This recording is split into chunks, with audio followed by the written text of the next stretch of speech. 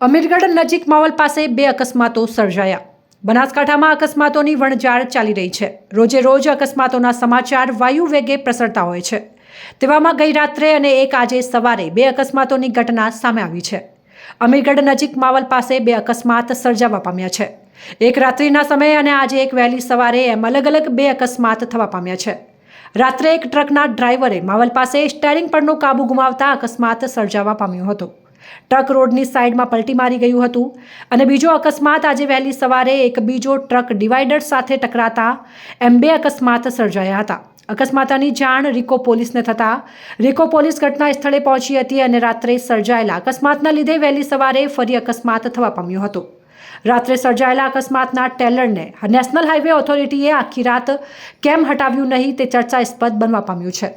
સમયસર national highway ઓથોરિટીએ સમયસર ટ્રકને હટાવી રસ્તો ખુલ્લો કરાવવાની જરૂર હતી। અકસ્માત થતાં લોકોના ટોળે ટોળા ઉમટી પડ્યા હતા, પરંતુ બે અકસ્માત વચ્ચે પણ સદનસીબે અકસ્માતમાં કોઈ મોટી જાનહાનિ સર્જાઈ ન હતી।